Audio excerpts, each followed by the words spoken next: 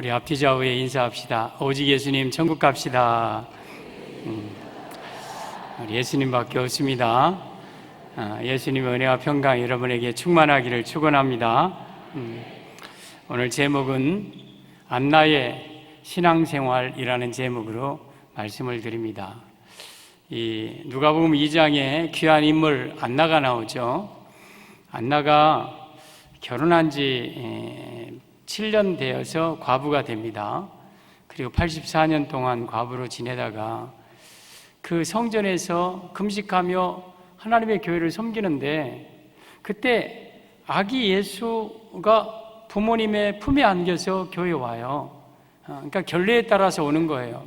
근데 그 아기가 메시아인 줄 아무도 몰라요. 근데 안나의 눈에는 저분이 우리가 그렇게 기다리던 메시아다 하는 그런 직감이 왔어요. 그래서 모든 사람에게 이 아이가 바로 우리가 기다리는 메시아라고 전한 그러한 여인입니다. 여러분, 신약 성경에 선지자라는 말이 그렇게 많이 안 나옵니다. 마태복음 9장에 오면 세례 요한을 가리켜 선지자보다 더 나은 자라 했고요. 사도행전 21장에 아가보를 가리켜 선지자라고 했어요. 사도행전 13장에 선지자들이 몇 명 있었다. 교사들과 선지자들이 있었다. 그리고 오늘 이 누가복음 2장에 안나를 가리켜서 아셀 지파 바누엘의 딸 안나라는 선지자가 있었다. 저는 이 나이 드신 그런 할머니, 어쩌면 우리 권사님 같은 분이죠. 그런 분을 선지자라고 성경이 기록하고 있다. 참 이 안나가 대단한 분인 것 같아요. 저는 우리 칠교선 교회가 그리고 우리 모두가 안나와 같은 그러한 모범적인 신앙생활을 하기를 바랍니다. 저는 안나를 통해서 우리가 정말 추구해야 될, 지향해야 될 그러한 신앙의 모습이 어떤 모습인가 우리 말씀을 드리겠습니다. 안나의 신앙생활, 우리 이러한 신앙생활 합시다. 안나의 신앙생활, 첫째, 죄하로 금식하며 기도했습니다. 37절이죠. 과부가 되고 84세가 되었더라. 이 사람이 성전을 떠나지 아니하고 죄하로 금식하며 기도함으로 섬기더니. 그러니까 안나의 신앙생활은 기도의 삶이었음을 의미합니다. 우리 사랑하는 성도 여러분, 우리 기도의 삶을 살아갑시다. 우리 36절부터 다시 한번 보면 또 아셀 지파 바누엘의 딸 안나라는 선자가 있어 나이 매우 많았더라. 그가 결혼한 후 7회 동안 남편과 함께 살다가 과부가 되고 84세가 되었더라. 이 사람이 성전을 떠나지 아니하고 죄하로 금식하며 기도함으로 섬기더니. 그러니까 결혼해서 7년 동안 남편과 함께 살다가 과부가 되었다.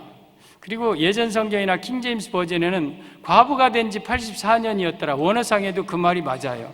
그러면 우리가 추측한데 그가 15살에 결혼했다면 거기다가 7년 플러스 84년 하면 106살이 돼요. 그러니까 굉장히 나이가 많았어요. 나이가 84세라고 얘기했으면 나이 매우 많았다라는 말을 할 필요가 없죠. 그러니까 굉장히 나이가 많은 나이임에도 불구하고 성전을 떠나지 아니하고 금식하며 하나님의 교회를 섬겼다. 여러분, 연세 드시면은요 금식이 참 힘듭니다. 금식하면 막 수족이 떨리고 몸에 힘이 빠지고 막 굉장히 힘들어요. 근데도 이 안나라는 여선자는 금식하면서 죄하로 금식하며 기도함으로 하나님을 섬겼다. 여러분, 우리가 교회를 섬기는 방법이 여러 가지가 있어요. 내가 물질로 섬길 수 있고 찬양으로 섬길 수 있고 몸으로 섬길 수 있고 여러 가지 섬길 수 있는데 때로 우리가 교회를 섬기는 방법 중에 하나가 기도로 교회를 섬기는 거예요. 특별히 연세 드신 분들은 내가 힘이 없어 정말 힘있게 이 젊을 때처럼 교회를 못 섬기지만 기도하면서 교회를 섬기는 거예요. 교회를 섬기는 건 곧 예수님을 섬기는 거예요. 이런 기도로서 교회를 섬기시기를 바랍니다. 안나의 유일한 낙이 기도예요. 기도. 안나는 남편이 없어 뭐 누구하고 말 동무도 없죠. 또 집에 가야 뭐 혼자 있는데 뭐하러 집에 가요.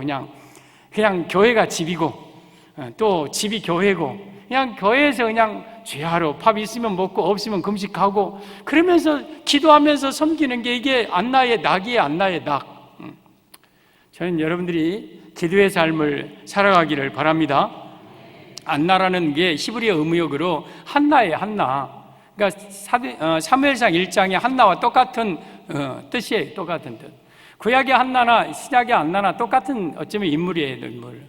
역사적으로는 다르지만 한나도 끊임없이 기도하는 인물이었잖아요. 안나도 끊임없이 기도하는 인물이에요. 이게 안나의 신앙생활이었어요.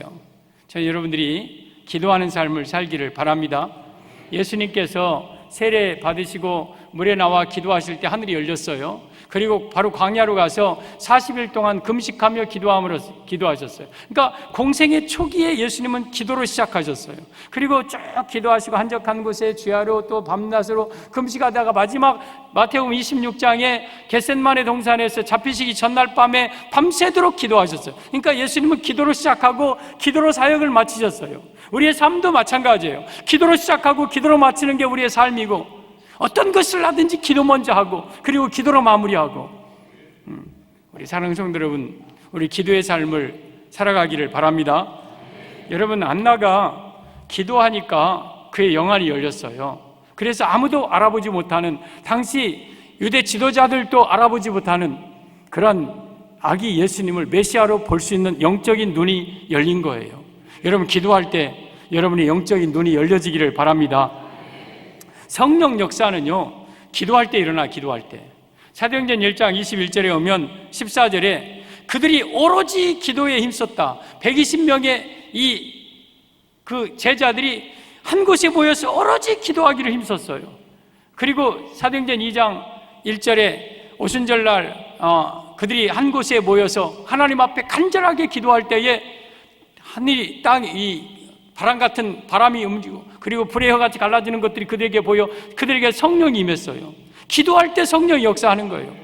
여러분, 가정적으로나 개인적으로나 교회에 기도하는 가정, 기도하는 교회가 돼야 돼요.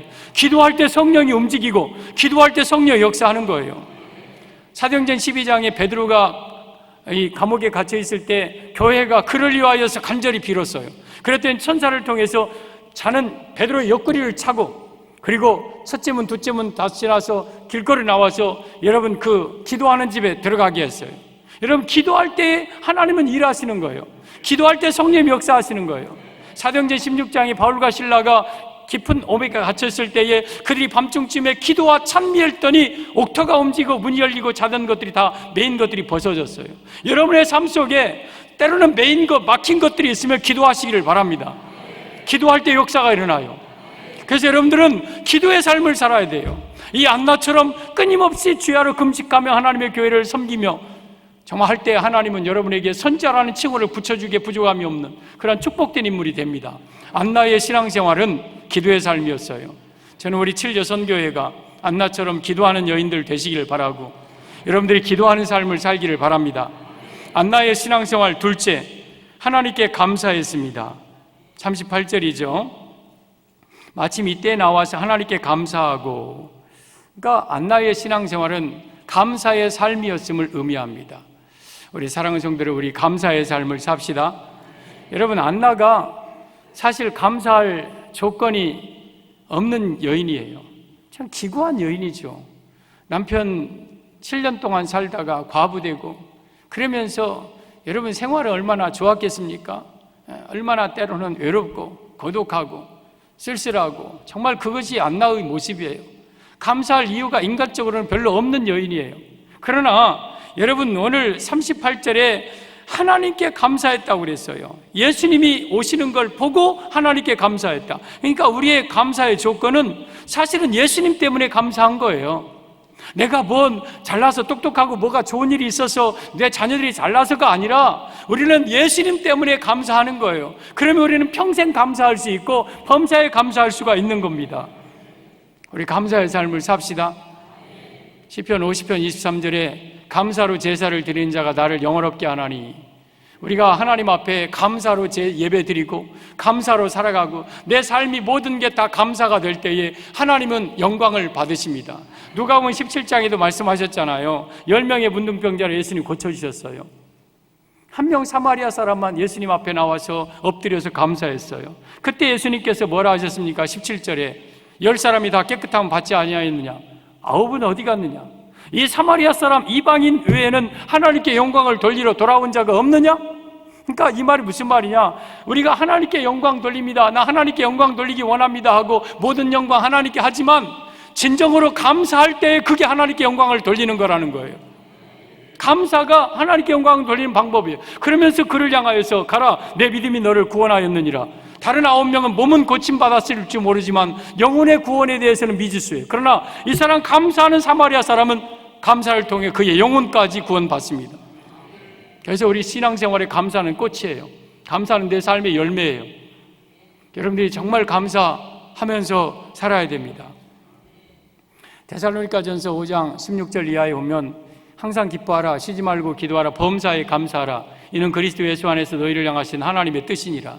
여러분, 범사에 감사하는 게 하나님의 뜻이에요. 하나님의 뜻이라면 해야 돼요. 하나님의 뜻이라면 해야 돼요. 무조건 여러분은 감사해야 돼요. 범사라는 건 모든 일에, 기쁠 때도, 좋은 일 될 때, 슬픈 일 있을 때도 감사하라, 어려울 때도 감사하라. 여러분, 우리가 좋은 일 있을 때 감사하는 것도 해야 되지만요, 정말 힘들고 정말 고통스러울 때, 정말 어려운 내 밑바닥, 인생의 밑바닥에서 하나님께 감사해 보십시오. 하나님 감사합니다. 하나님 감사합니다. 그 어려운 순간에 눈물 먹은 그 감사가 있을 때요, 내 마음에 뭉클뭉클하는 감동이 와요. 내가 평상시에 느끼지 못했던 그 영적인 느낌을 받아요. 여러분, 우리가 종종 사진전 같은 경우를 봅니다. 그래서 대상, 금상 할 때에 사진전에 보면 저런 꽃들이 많이 피어있는 그런 사진전은 대상감이 안 돼요. 아니면 새들이 날아가고 그 물안개가 오르고 막 그런 감들은 사실 그게 대상감이 안 돼. 큰 사진전에서는, 정말 큰 사진전의 대상들은 어떤 사진이냐면 막 전쟁의 폐허 속에 완전히 황폐된 땅에 거기에 꽃 한 송이가 펴있다, 이런 것이 대상감이에요. 아니면 저 아프리카 그 어려운 그 아이들, 막 빼빼 마른 아이들이 눈에 그렁그렁 맺힌 눈물이 그렁그렁 했을 때, 아니면 그 아이가 그 속에서도 한바웃음을 지을 때, 그런 사진들이 대상이에요. 딱딱한 빵 하나를 놓고 거기에 엎드려서 감사하기도 하는 이러한 모습들이 진정 사람들에게 감동을 주어요. 우리 하나님께도 마찬가지입니다. 정말 내 인생은 전쟁에 폐허와 같고, 내 인생은 정말 어렵고 힘든 상황 속에서도, 어쩌면 딱딱한 빵 하나 놓고 내가 연명해야 될 그런 상황 속에서 하나님 앞에 진심으로 감사할 때에 그게 하나님의 마음에 감동이 되는 거예요. 우리 성도 여러분, 우리는 범사에 감사해야 됩니다. 좋을 때, 일이 잘 될 때뿐만 아니라 힘들고 어려울 때에도, 고통 속에서도 감사하는 것이 하나님의 뜻입니다. 우리 감사 생활 하기를 바랍니다. 제가 이번에 전도대 야유회를 지난 화요일 날 같이 다녀왔는데, 저에게 티켓을 뽑을 수 있는 기회가 주어져서 티켓을 뽑았어요. 뽑았는데 거기 티켓에 막 멋진 것이 하나 있어요. 2개를 뽑았어요. 어떻게 하다가 보니까 하나는 신세계백화점 상품권 10,000원짜리. 와, 그 많은 숫자 중에서 3개 넣어놨는데 그 중에 제가 뽑았어요. 이것도 기분 좋은데. 그리고 또 하나를 어떻게, 그때는 제가 상품을 안 받아가지고 아무튼 어쨌든 간에 제가 아무튼 또 하나 뽑게 됐어요.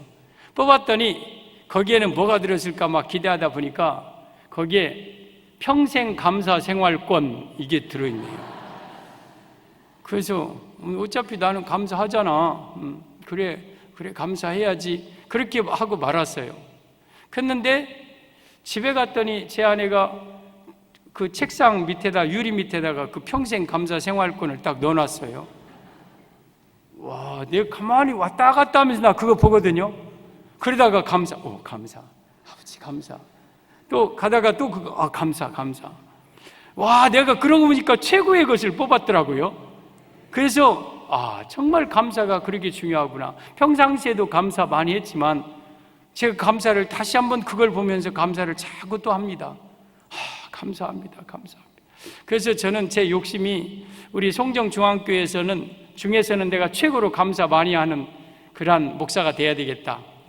제가 아무튼 하루에 내 입에서 감사라는 말이 최고로 좀 많이 나오는 사람이 돼야 되겠다. 마음으로 감사하고 물질로도 감사하지만 내 입술로 감사한다는 고백이 좀 많이 있으면 좋겠다. 그래가지고 하루에 이렇게 감사를 하다가 오늘 조금 감사가 적었다. 오늘 하루 살면서 뭐 이렇게 바빴는가, 감사를 이놈이 감사를 좀 별로 못했다. 그러면 감사 내 맘에 감사 내 맘에 감사 내 맘에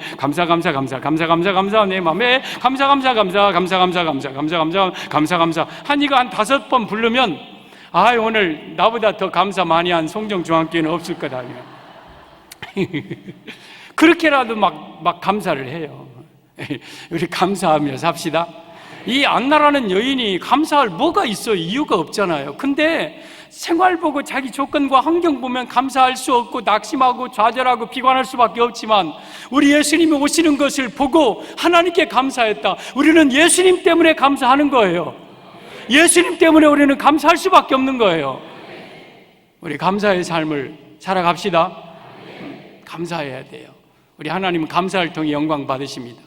안나의 신앙생활, 첫째 기도의 삶이었고, 둘째 감사의 삶이었습니다. 그렇게 살래 안 살래요? 그렇게 살까 안 살 거예요? 안 살기만 하면. 감사 많이 하고 기도 많이 해야 돼요. 알았죠? 셋째, 그에 대하여 말했습니다. 그에 대하여 38절이죠. 마침 이때에 나와서 하나님께 감사하고 예루살렘의 속량을 바라는 모든 사람에게 그에 대하여 말하니라. 그는 누구예요? 예수님이죠. 그러면 예수님에 대해서 많은 사람에게 말했다. 이게 뭐예요? 전도지요. 안나의 신앙생활 셋째는 전도의 삶이었음을 의미합니다. 우리 사랑하는 성도들, 우리 전도의 삶을 삽시다.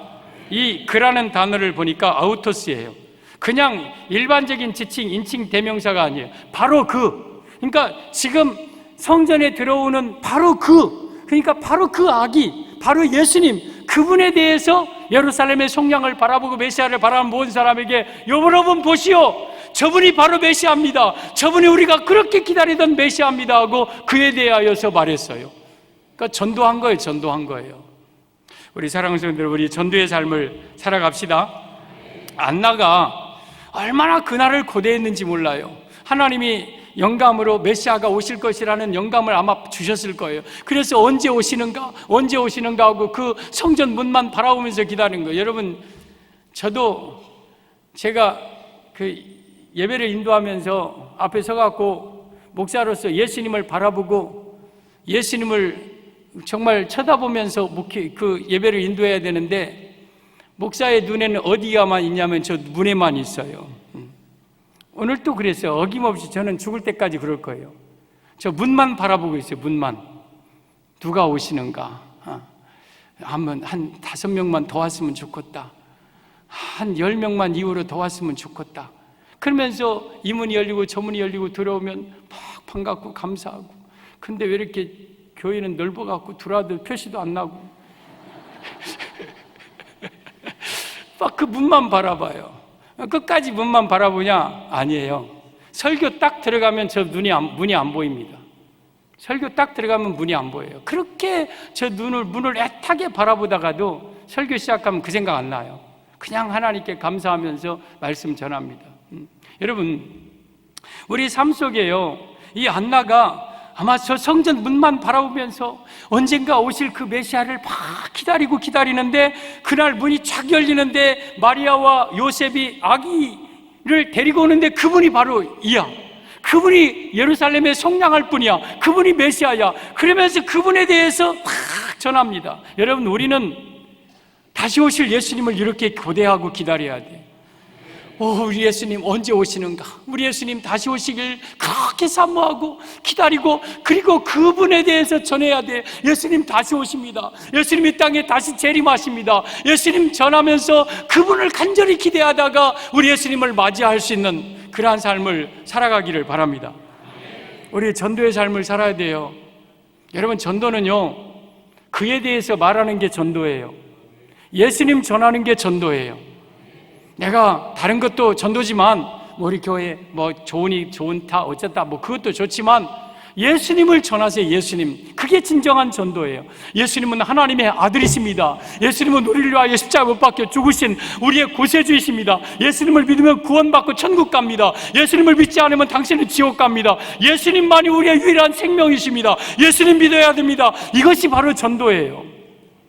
사도행전 5장 42절에 사도들이 사내들인 공연에 끌려갔다 나오면서 뭐합니까? 그들이 날마다 성전에 있든지 집에 있든지 예수는 그리스도라 가르치기와 전도하기를 쉬지 아니하니라. 그 사도들은 오직 예수님을 전했어요. 고린도전서 1장 21절에 이 세상이 자기 지혜로 하나님을 알지 못하는 거로 하나님께서 전도에 미련한 것으로 믿는 자들을 구원하시기를 기뻐하셨도다. 이 세상 사람들은요, 자기의 지혜로 절대 하나님을 모릅니다. 그래서 우리는 정말 어쩌면 미련한 방법 같지만 전도를 통해서 하나님은 믿는 자들을 구원하십니다. 그래서 우리는 오직 예수님 전하며 살아야 돼요. 전도의 삶을 살아야 돼요. 이것이 하나님 가장 기뻐하시는 모습이에요. 어쩌면 안 나가 기도하는 것도 귀하고 여러분 우리 감사하는 것도 귀하지만 이들에게 예루살렘의 성당을 바라보고 기대하는 모든 이에게 이분이 바로 그다고, 이분이 바로 메시아라고 전하는 것이 어쩌면 가장 중요하고 하나님 기뻐하실 일입니다. 여러분, 우리가 교회에서 찬양으로 또한 봉사로 여러 가지 헌신하는 것도 좋았지만 우리 하나님이 가장 여러분에게 원하시는 게 뭡니까? 여러분에게 그토록 간구하시는 게 뭡니까? 내 잃어버린 아들과 내 잃어버린 딸들을 주 앞으로 전도하고 그들에게 메시아를 전하는 것이 하나님이 가장 원하시고 기뻐하시는 일 아닙니까? 전도의 삶을 살아야 돼요. 우리 여선교회, 여전도회든 선교회든 그게 뭐예요? 예수님 전하는 게 전도고 선교 아닙니까? 우리 7여선교회원들 전도합시다. 네? 좀 전도 좀 합시다. 우리 여러분들 전도합시다. 알았죠? 전도해야 돼요. 많이 전도해야 돼요. 고린도전서 9장 16절에 오면 이런 말씀이 있죠. 내가 복음을 전할지라도 자랑할 것이 없으면 내가 부득불할 일입니다. 만일 복음을 전하지 아니하면 내게 화가 있을 것입니다. 사도 바울이 영혼을 사랑해서 전도도 했지만 그분은 전도한 이유가 있어요. 첫째는 화당하지 않으려고 전도하셨어요. 저가 안전하면, 예수님 안전하면 내게 화를 당하니까. 우리가 전도 안 하면 화를 당하기 때문에 부득불이라도 전도해야 돼요. 또 두 번째는 사도 바울이 전도한 이유가 있어요. 17절에 오면 내가 자유로 이것을 행하면 상을 얻으리니와 내가 자유로 아지한다 할지라도 나는 사명받았다. 전도는 우리의 사명이에요. 사명이기 때문에 하는 거예요. 여러분, 내가 돈 버는 게 사명이 아니고 내 자녀 잘 키우는 게 사명이 아니고 전도하는 게 그게 나의 사명이에요. 그게 내 사명이에요. 셋째는 18절에 오면 그런즉 내 상이 무엇이냐? 내가 복음을 전할 때 값없이 전하고 내게 있는 권리를 다 쓰지 아니하는 이것이로다. 내가 복음을 전할 때 값없이 전하고 내게 있는 권리 다 쓰지 않는 것이 내게 상이다. 세 번째는 상급이 있기 때문에 전도하는 거예요. 상급이 있어요. 하늘의 상급이. 그런데 값없이 전할 때 상급이 있고 전도를 위해서 내 권리를 다 쓰지 않는 것이, 여러분, 이것이 상급이에요. 내가 정말 내 버는 돈 내가 다 써도 돼. 물론 하나님 앞에 결산해야 되겠지만, 그러나 내가 영혼 구원을 위해서 그걸 전략하는 거예요. 내 권리 다 쓰지 않는 거. 그래서 그거로 선교하고 그거로 전도하는 거예요. 이게 진정한 상이에요. 상.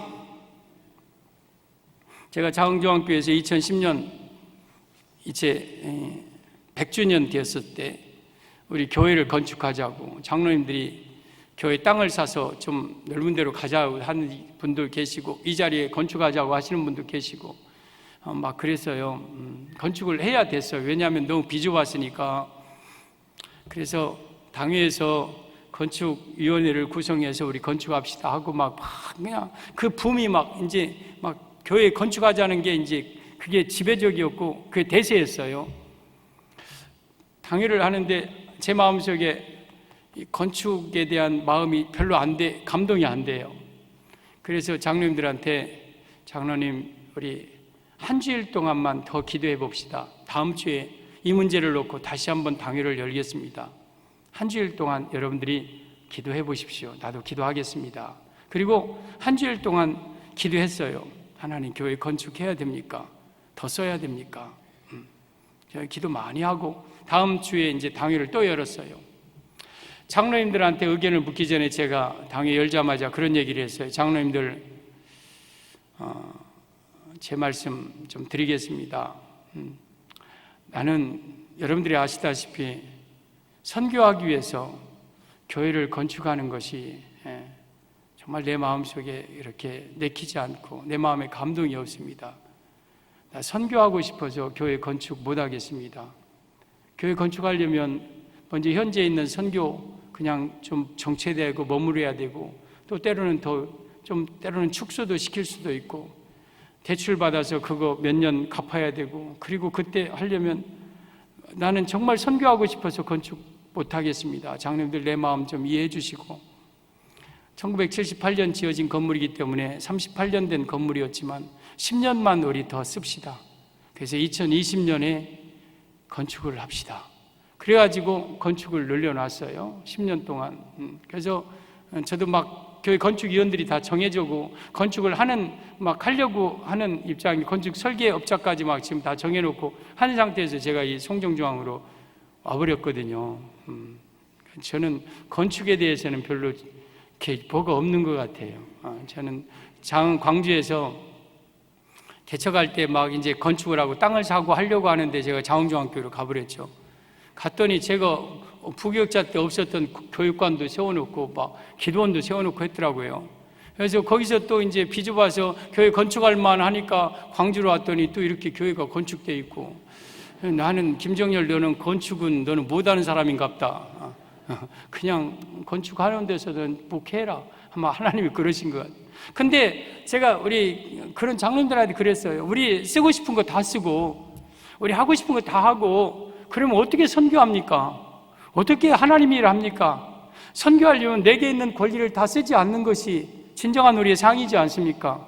우리 하나님이 주신 물질 갖고 마음껏 정말 놀러도 다니고 좀 교회도 멋있게 좀 인테리어도 다시 하고 좀 멋있고 하고 싶지만, 그것 우리 조금 전략하고 우리 정말 하나님 기뻐하시는 일 전도와 선교합시다. 그러면서 내게 있는 권리를, 그런즉 내 상이 무엇이냐, 내가 복음을 전할 때 값없이 전하고 내게 있는 권리를 다 쓰지 아니하는 이것이니라.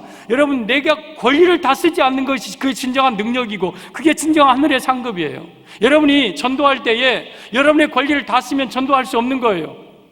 내가 쓰고 싶은 거 다 쓰고 내가 하고 싶은 일 다 하고 시간 다 써버리고 어떻게 전도합니까? 전도를 하면 내 있는 권리를 쓰지 않고 그 일을 위하여서, 전도를 위해서 헌신하는 게 진정한 상인 거예요. 우리 전도의 삶을 삽시다. 여러분, 나이 드신 그 안나라는 여인은 그 나이 먹은, 어쩌면 정말 이빨 빠지고 발음도 분명하지 못한 그러한 정말 그 안나가 많은 사람에게 그 아기가 메시아라고 얘기했을 때 사람들이 저기 분이 진짜 메시아입니까? 당신 어떻게 알았습니까? 와, 대단합니다. 박수 쳐줄 줄 알았어요? 저게 무슨 메시아냐고. 그러면서 안나까지 무시당한 거예요. 저게 무슨 메시아냐고, 저 삐덩이가. 여러분, 우리가 예수님 전할 때 사람들이 당신 예수님을 전합니까? 고맙습니다. 나 천국으로 인도해줘. 그럴 줄 압니까? 때로는 우리는 비난받고 때로는 예수님과 함께 조롱당할 수도 있어요. 그러나 그건 우리 해야 될 일이고 주님을 위해서 감당할 일인 거예요. 전도하는 일 우리 포기할 수 없는 거예요. 이게 내 사명이고, 안 하면 화당하고 이게 내 상급이에요. 어떤 해변에 구조대원들이 이렇게 스스로 이렇게 자원해서 구조대원들이 구성이 됐어요. 이 사람들은 어떤 사람이었냐면, 그 해변에서 조난당한 사람들이 구조받아서 나도 나처럼 조난당한 사람들을 내가 그들을 살리는 일을 해야 되겠다 하고 스스로 자원해서 모인 구조대원들이에요.